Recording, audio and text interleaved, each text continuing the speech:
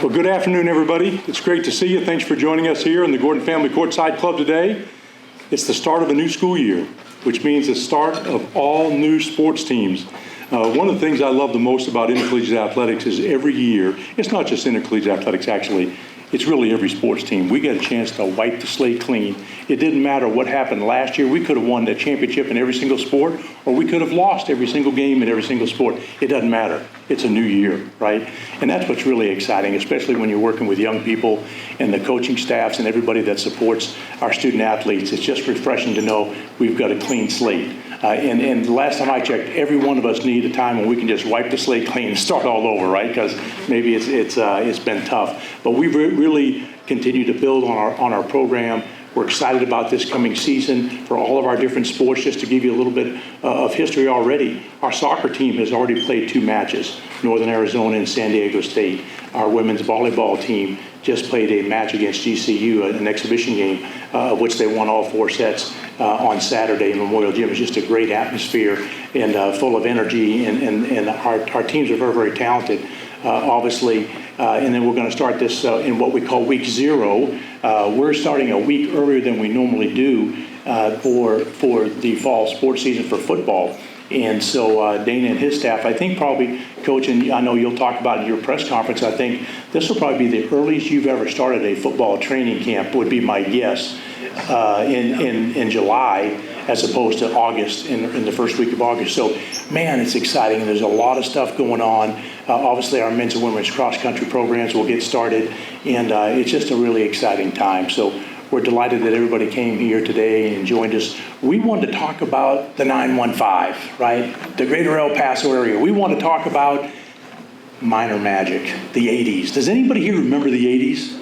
Right? There's a few of us that are still alive, right? And we remember the 80s fondly. I mentioned to somebody the other day, hey, we got some really cool stuff going on. They go, oh yeah, you're going old school. I said, we're not going old school, we're going retro. There's a whole difference. You talk about old school, that doesn't sound so good. When you talk about going retro, now that has got it all going on, right? So it's a delight to be able to bring everybody together. You know, you'll notice on either side of me, we have our dance team, we have our cheerleaders, we have Pater Pete, we've got a couple of our great football student athletes, and you can see some uniforms from the 80s, right? Our dance team here with the uniforms from the 80s. Our first game against Incarnate Word is going to be the 80s night, minor magic in the 80s, right? I don't know how we're going to hang a disco ball in the middle of the Sun Bowl Stadium. I'm leaving that to my team to figure out how we do that and get that light to go all over the place. But it'll be pretty cool. And then obviously you see our cheerleaders wearing uniforms from the 1980s, probably 88 season is what I'm guessing, right? And Steve over here looks great in his minor magic jersey, and we've even got the old minor running minor on the pants, the logo there, looking good. So we're just delighted to be able to talk about all the good things that are going on. One of the things that caused us to try to pull this group together, we want to talk about all the great things that are happening to try to fill the Sun Bowl. Now, last year, if you all remember, when we opened up the season, we sold out the Sun Bowl in our 915 game for the first time in 14 years, right? 45,000 strong.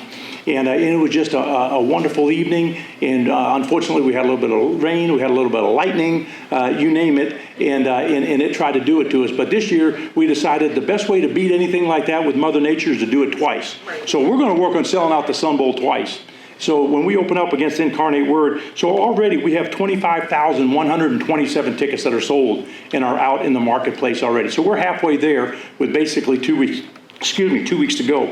For our second home game of the year, it's UNLV, which that's a Mountain West Conference opponent coming into the Sun Bowl Stadium. They're a program that's on the rise and doing well in a big market, and we're excited to host them for the first time in a long time. We already have 28,390 tickets out for that game. So we're already over halfway for that game as well. And so I want to talk about 2 of our great supporters, and particularly one that's corporate and one that's a private individual. But GECU is one of our best, if not the best, partner that we have in El Paso. They do an amazing job, are just tremendous in every way in terms of giving back to this community. And we've gone in last year, they did an amazing job. The tailgate, I think, Crystal, that you guys had, I don't know how many thousands of people there were under one tent. There was a lot of people, right? Thank goodness you guys were smart enough and had enough foresight to have a tent because it rained on us, right? So your insight is just amazing, right? Most people would go, it's El Paso, it never rains. until you don't have a tent, right, Stephanie? And then it rains on you. But you guys were prepared, so thank you for that. We're really excited to be able to announce that GECU has made another huge commitment to bring El Paso together, to reinvest back into the community. I'm going to bring Crystal up here in just a second to let her tell you about it. But we really want to be able to challenge the rest of El Paso. Right, we've got two great partners that have stepped up in a huge way and are going to make this dream a reality, and that's selling out back-to-back Sun Bowl games in the 915. So we have several different things. You know, we have 42 entities or partners already, or groups that have already bought tickets to the game. The truth is, we could have 250. And so we're going to challenge the El Paso community to get behind these initiatives. People are watching what we do here in El Paso. People want to see what UTEP can do. And we all talk about being bigger and better and more proud and accomplish great things. Intercollegiate athletics can be the catalyst to launch El Paso and continue to elevate us in the national stage and limelight. You know, we've also, to commemorate the 80s day that we're announcing today in Minor Magic, we're going to have a flash sale from 2 o'clock today. When we get done, basically, we're going to have a flash sale. Our tickets on the sideline in the end zone will be 1988 prices. Crystal, can you imagine a time when you went back, right? Yes. To 88 and sold things and did things at 88 prices. So $12 on the sideline, $7 in the end zone, right? So a tremendous discount from what those tickets are priced today. We're really excited about that. But Crystal, why don't, I'm going to bring you up here, but just a second, before I do that, I'm going to read your bio, right? So I try not to belabor these, but I know everybody knows who you are, but Crystal Long is the president and CEO of GECU, headquartered in El Paso, Texas. During her tenure as CEO, she has led GECU to become El Paso's largest federally insured, independently owned financial institution with over $4.3 billion in assets, 30 branches, and more than 950 employees. That's a lot of folks. That's a lot of folks.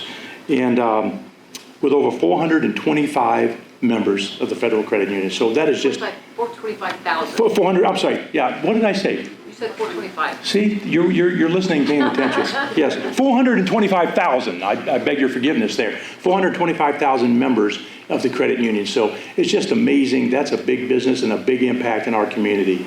So that's wonderful. Crystal, why don't you come up and tell everybody about what you're doing, why you're doing it. And before we do that, I want to show everybody, we're going to be creating a jersey here for Crystal that will look like this. We'll put GECU on the back.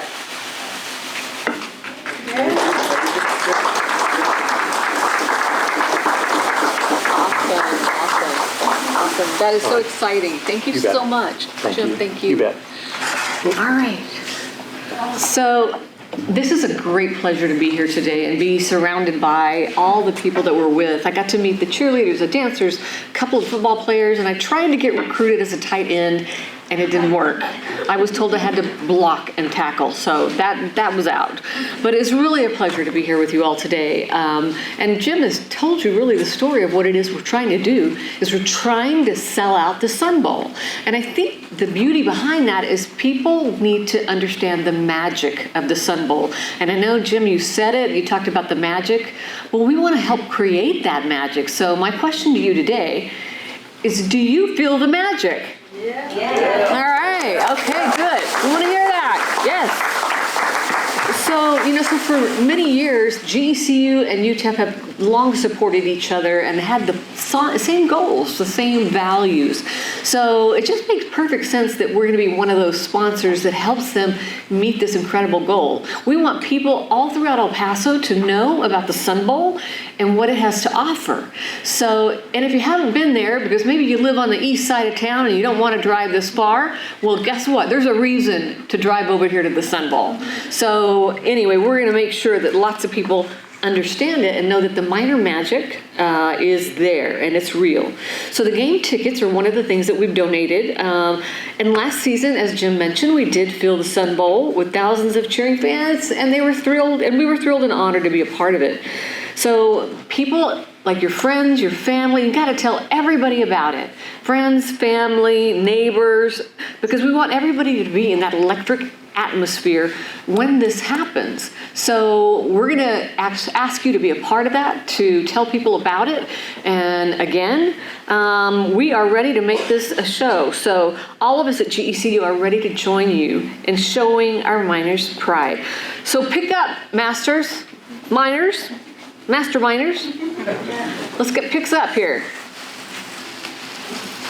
Anyway, thank you so much, and we hope to see you there.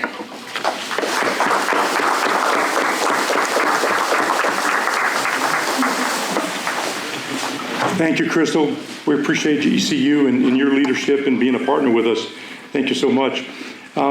This next individual really doesn't need an introduction. He's known by everybody in the El Paso community. He has made quite an impact and has really been a leader.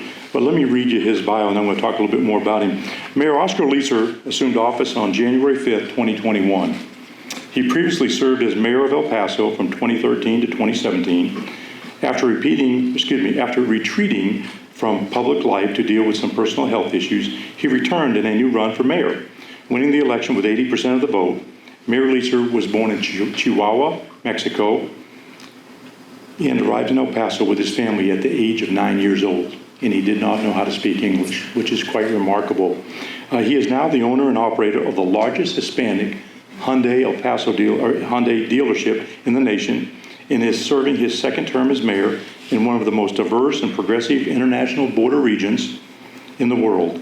He believes in leading with integrity, transparency, financial responsibility, and a no-nonsense business approach to management.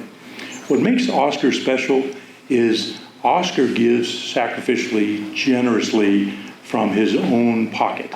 It's just remarkable. And last year, Oscar, along with GECU, was one of those people who said, I want to make that happen. How can I help? How do I give back to city employees? And I think it was around 6,000 tickets thereabouts that Oscar paid for personally to give to city workers, right? In every single facet of the city. They just had to go to Australia's office and sign up and come get the tickets. That's remarkable. You know, he didn't use state funds, tax funds, or anything like that. He just said, I want to make a difference. I want to give back to my community. I want to invest in El Paso, in UTEP, and UTEP football. And let's do something, just as Crystal said, to make the environment magical. It's just remarkable. It really is. So we're thrilled to be able to bring an individual with Oscar's stature, with his passion, with his generosity to the podium today to challenge others to step up and do the same thing. So Oscar, would you please come up?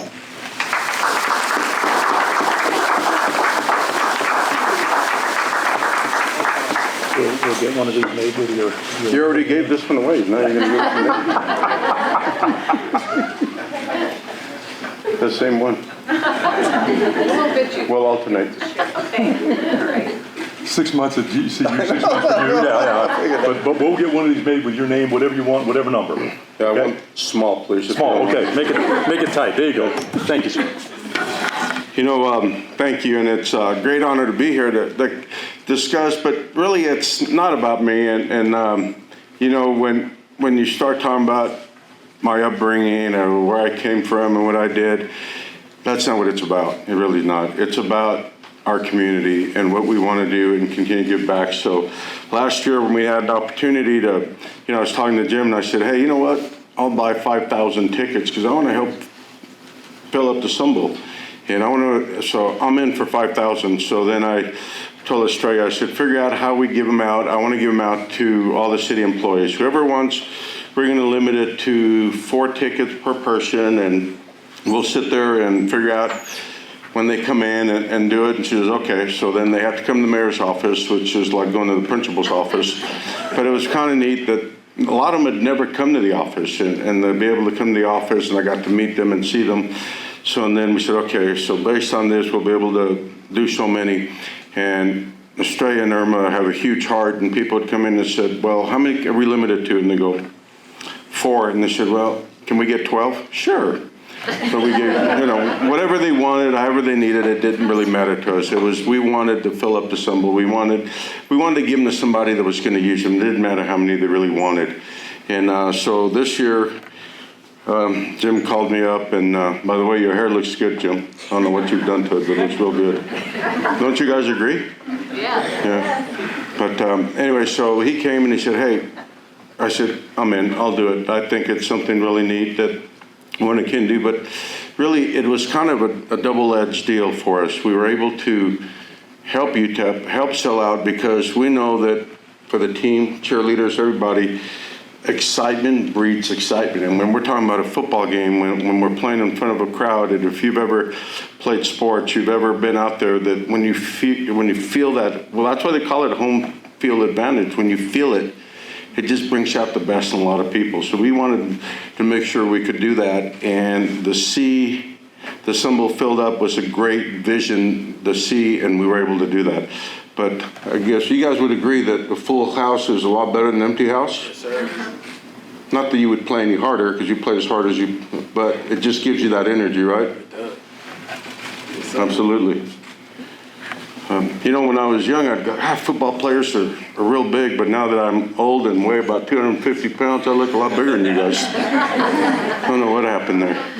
But no, it was really something that we wanted to see, and have the city employees have the opportunity to take their families and go there and sit in a section and root for the home team and be part of something was really big, and to have the opportunity. And I find it an opportunity. It may cost money, but it's not about the money. It's about the opportunity to give back to the student athletes, to make them feel that we support them, which we do.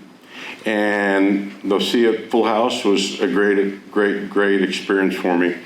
And so they gave me this really neat football, because I did that last year, remember?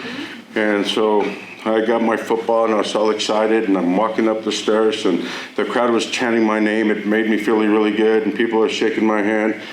And a little girl about, I don't know, 3-4 years old comes up and asks me for my football, so that's where my football went. It did. It was like, oh, this is great. It made me feel good. So I thank you all for really giving me the opportunity to give back to our community. And I know that, like I said, I know you read things about me. You left out a couple things that I wish you would have said, but that's all right, Jim. But no, it's not about that. It really isn't. It's about feeling good about what you do, feeling good about your community, and not getting the recognition really makes me feel better. When you give it, you do it, and then you walk away, and it doesn't matter who thanks you or who doesn't thank you. What makes a difference to people that have the opportunity to enjoy it and be part of it. And I love to give to our community, and I've given, I can't tell you how much, but being able to buy those tickets and give it to the city team members was probably one of the most rewarding things I've ever done. The smile on their face, they had the tickets and they were going to go to the game, was more rewarding than a lot of things I've ever done. And it's made me feel special, to be honest with you. So I think it's important to give and not expect a thank you, and to give and watch people smile because you wanted to give. So thank you again for the opportunity to give back to UTEP, but to give back to our city employees that really work hard every day to make El Paso a better place. Thank you. May God bless everyone.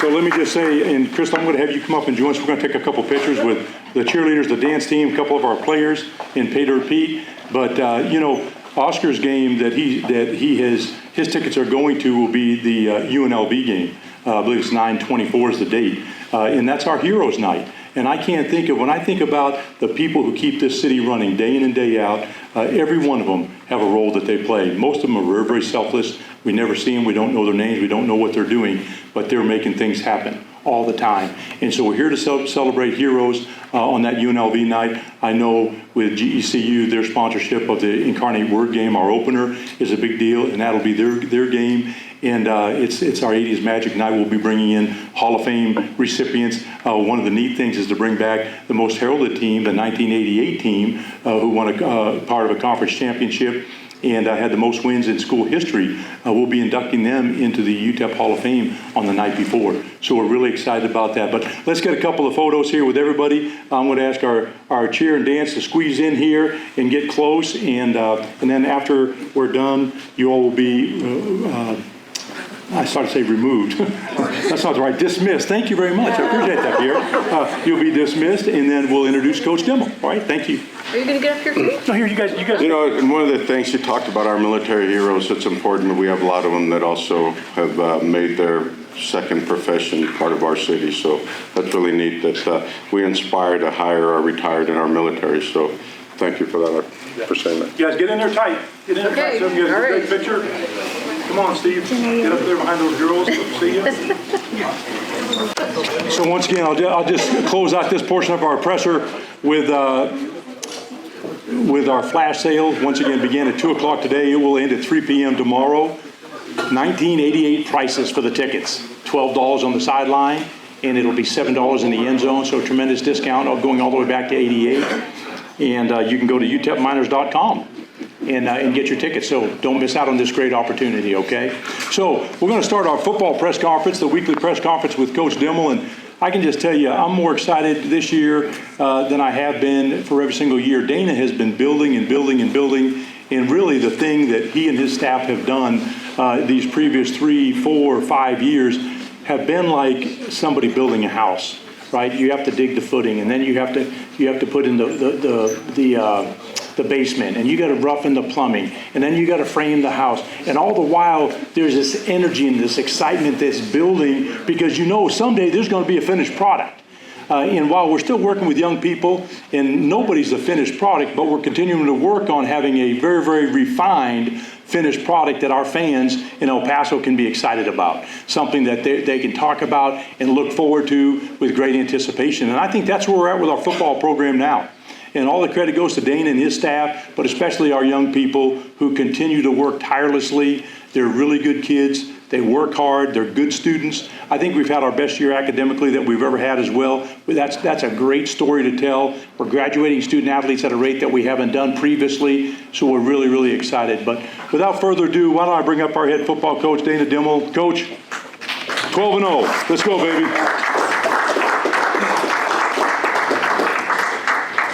Okay, we'll do. First of all, happy to be here in the Gordon family courtside club. You know, Keitha had her press conference here, and I got a little jealous, so I thought maybe we could move over here to have one here just to start off the year, because this is such a nice setting that we have. I want to start off thanking Crystal and everything GECU does for our program.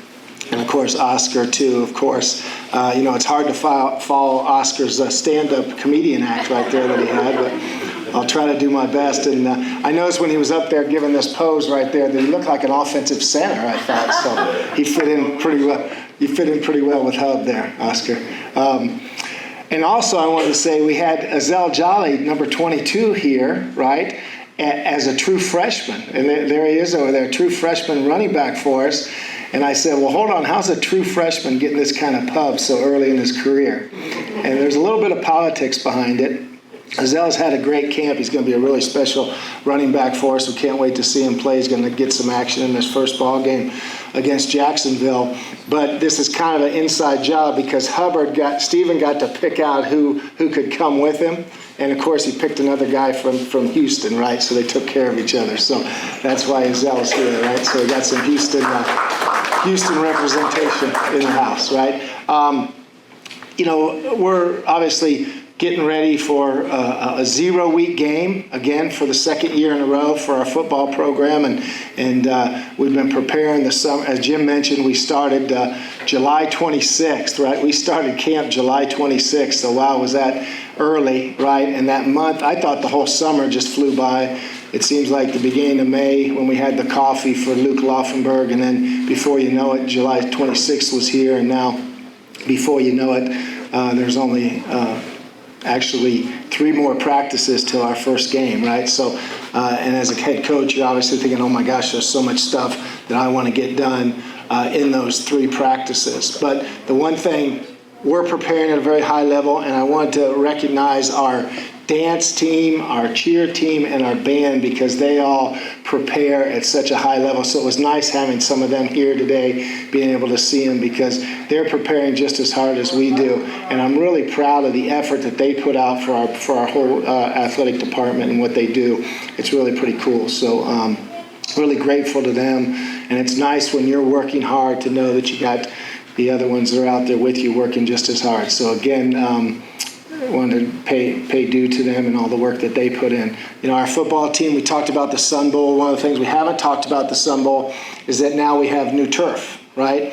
And the new turf looks really cool from up above, but when you get down and look at it and you actually practice on it, like we got to do a little bit in our summer conditioning, it's really, really a neat look down on the field. And so we talk about the nostalgia and the tradition of the Sun Bowl, which is so neat. And but the thing that we're really proud of is that we're 11-3 in the Sun Bowl over the last 3 years, right? So that's an incredible record at home. And as Oscar talked about, and Crystal talked about, trying to get more fans in the stands. Obviously, that's what you're always trying to do, and it's really important to us because the guys do play a lot harder when the stands are full. They play extremely hard, but just having that support makes them feel really cool and makes them feel really good about everything they're doing there. So again, looking forward to getting the selling season tickets as we continue to go through the next few weeks here, and we have a great home slate ahead of us on the season. A lot of very difficult games coming in. We got UNLV, a Mountain West team, and our fans always like it when we play Mountain West teams, as well as we talked about the Incarnate Word. And then our first home conference game against Louisiana Tech, will be a big test for us. We were able to beat them here 2 years ago, and so we want to be able to do that again this year and get a good home conference win to start off the home conference play. So that's the beginning part of the schedule. Talking about our roster. Our roster right now, I feel like we're the most athletic that we've been. We got some goals that we want to accomplish. Last year we wanted to be only the second team in school history to go back-to-back bowl games, and this year we want to be only the second team to do it in 2 out of 3 years, right? So again, there's a lot for us to work towards, a lot for us to accomplish this year, and want to have the opportunity to do that by playing, taking it one game at a time right now. That's the big thing for us. Let's take it one game at a time. We know one thing, that as we go and take the field, we're going to be, a very athletic football team. We're going to be a team that we know that the brand of UTEP football that we put out there, that we have a UTEP football brand. That brand is recognized across the country in the football by people that know the game of football. It's very well recognized. And we're proud of that we play really good football and we play physical football, and that we have a really good team, right? And I think that's recognized across the college football world. And so this year with our team that we feel like is the most athletic that we've had, the challenge comes in the fact that we open up, across the country in a conference game and a team's first game in our new conference. So they're going to be very excited to play that game. They're going to be ready to play, obviously, and it'll be a tough environment for us, right? And so for us, as I talked to Tysh about earlier today, for us, that's even a better challenge, and that even motivates us more to have ourselves ready to play a great game and get ourselves prepared to go down there and handle all the elements. We've had a very warm summer, as we all know, in El Paso, and we've run and conditioned at a higher level than we ever have throughout the summer. Our guys are very well conditioned. Our guys are very prepared to handle the elements that first game will bring. And so now it's just getting out, and the big thrust for us in the first game, as I just approached the specifics of the first game, for us, it's a conference road game, and I think what's really important about a conference road game is that you minimize your unforced errors, right? So that's going to be really big for us to minimize our unforced errors in that game. And for us then, the specifics of it, we have to play minor football because we proved last year, I thought we were really playing well at the end of the season last year as we went through. The FIU game was pretty much a flawless game for our football team. And then the UTSA game, to go there and play UTSA the way that we played them and have that big lead until, our second string quarterback pulls his hamstring, and then we couldn't hold on to the lead. But until that point, we had played some really, really good football in that game as well. So I like where we left the season as a football team. I think we're a better football team right now than where we were at this time last year. We're definitely a more deep and more talented defensive football team than we were last year. I feel like the depth and the athleticism that we have across our defensive group as I look at it. And of course, all of this is, staying healthy. And right now we've been able to get through camp, knock on wood, defensively, been able to get through camp very healthy. And so I feel like it's the deepest defensive unit that we've had. So I'm looking forward to watching those guys play and the things that we want to try to improve on defensively from last year. There was a lot of positives being the top, one of the top 40 defenses in college football. But one of the things we want to improve on is we want to create more turnovers and create more sacks and tackles for losses, negative yardage plays from the offensive unit. So that's a big focus for us on the defensive side. On the offensive side, Gavin, this is the first year that I've worked with Gavin in position meetings, because obviously as a head coach, that sometimes is hard to, take that time and spend the time in position meetings with the quarterback, but I've chose to do that this year. And the one thing I've found out as I spend more and more time around Gavin Hardison is he's super, super intelligent, and his intelligence is one of his strongest attributes. I just was talking to the New York Giants scout today about him, that we talked about his arm strength, and he said his arm strength is as strong as anybody in the league, in his opinion, which I agree with. So we know he's got the talent, we know he's got the intelligence, and so we're looking for Gavin to have that big senior year, because he's got a lot of experience for us. And obviously we feel like having Tyron Smith choose to come back and be with us was really huge for the offensive football team. And then we feel like all those young receivers that were young and inexperienced last year are now returning for another year of experience, and those guys have had a tremendous camp. A lot of the guys around Tyron, Kelly Akari, Marcus Bellin, those guys, Jeremiah Bauer, those guys have all had great camps, Amari White. So we created some really good depth there at the receiver position. And then, of course, we know our backfield's very talented. We've added Azell Jolly to our backfield to give us even more depth there, to go along with Torrance Burgess, Mike Franklin, and of course Deion Hankins, who's up to 235 pounds right now. So Deion's looking really, really good and physical at that running back spot. Our offensive line is the strength of our offensive unit. And, we got 5 guys coming back that 2 of them started 6 years ago and have redshirted since then.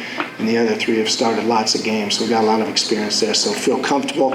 And we got to play our kind of football. That's the key for us to have the kind of success that we need to have. And then special teams, the question I'm getting asked all the time about special teams is the new kicker, right? And Buzz Flabiano's got a really talented leg.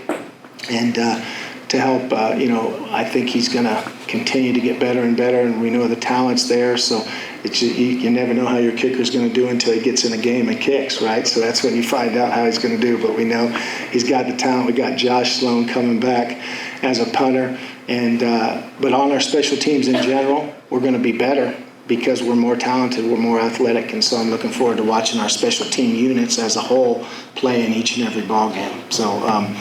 Those are the thoughts going into the first game. As you know, I can get very detailed about personnel, so I have to catch myself. I started to catch myself right there, and I'll open up to questions from there. Give us a scout report on Jacksonville State. What are they? Yeah, Jacksonville State, they were 9-2 last year. Okay, so anytime a team goes 9-2, they know how to win, right? I mean, that's a strong season for them. They did a great job. They're very, very athletic. They have great team speed on defense. On offense, they have their version of a 7-year, like Frank Harris, a 7-year quarterback coming back. So this is actually his 7th year in the program. So I think he's got a little bit of experience to what he does. He's a really good player and very athletic. They got a bevy of runners in the backfield. They got a lot of depth in their backfield. They got 4 of their 5 starters coming back on the offensive line, so they have a lot of depth there, and they got 3 of their top wide receivers coming back from last year, and then their tight end that was all conference. So their offensive personnel is really good. Defensively, they have their whole starting defensive line coming back, and 3 of their 4 starting secondaries returning, and then they're young at the linebacker position, but they got a transfer at the linebacker position that's a really good player as well. So again, 9-2 team. That's excited to get into Conference USA, and so they'll definitely be a big test for us. Also got their kicker coming back, who's very strong-legged as well. Jim talked about the idea of building a house, and you got here in 2018. I guess in that idea, is this the year that you've sort of been waiting for as the head coach of the program with all the experience you have coming back? Yeah, I think it is. I think every year is exciting for us. The thing I'm most proud of, Con, is that we have changed the whole how UTEP football is looked upon, right? I mean, when we got here, it was an 0-12 program that was really struggling, and now it's a program that, from the football in the football world, very, very well respected, and they understand what kind of program we have, what kind of talent we've been able to recruit to. I feel like we have I've recruited some great players, some really, really talented football athletes, and so for me, I'm really excited where the program stands right now, and now it's just going out and doing those things that I talked about doing each and every Saturday to help us get wins. Coach, last year there was a lot of expectation around what this team could do, and it felt like that might have impacted how you guys went out there. This year there hasn't been that much talk about you. How do you think that helps you this year? Yeah, I think it's important for a coach to manage your expectations. That's why I try not to get into too encompassing viewpoints, right? My viewpoint is to make sure that we play really good football each and every weekend, and stay within ourselves, because, again, we had, high expectations for last year, and that's good. I think we've done a great job when we get to the point that our expectations are high, and that's what I want them to be.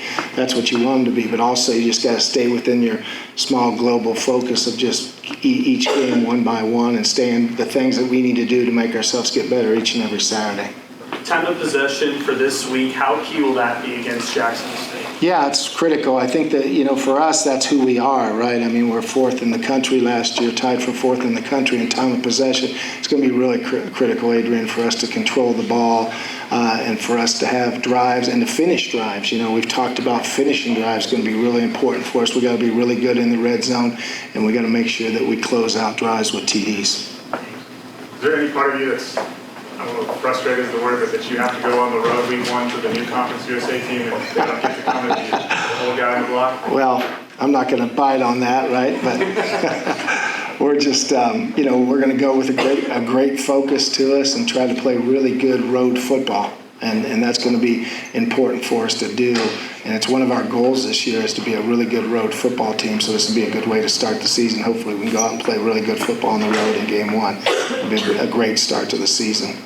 Early last season, you guys really struggled to put points on the board in that first quarter. Has that been kind of a focus going through this fall camp, and how do you go about kind of changing that? Yeah, I think, again, what will help us in that part of it is me spending more time with the quarterbacks in the meeting room. I think our game plan will be defined a little bit more quickly instead of having to make adjustments as the game goes along. That'll help us, I think, on our early drives. Who's made the most progress from really the start of fall camp to now? Yeah, I feel like some of our two offensive line, right, which would be something that you really wouldn't want to talk too much about, has made some big steps, which to me, as a head coach, we've talked about before, Cap, is you're always worried about your depth, right? That's the thing that I worry about the most is what's our depth going to be like. So I really like how some of our two offensive line, Illumina Kelly, Ivan Escobar, our local product, has really stepped up and done some really good things, and then Otis Pitts at right guard. And so we've developed some depth there that we really need at that position. And then I feel like, as I mentioned earlier, Marcus Bellin, Kelly Akari, Jeremiah Ballard, Amari White, those receivers to complement what Tyron is doing. And then I really like Marcus Benson has had a really, really a good camp, offensively, and then defensively we just continue.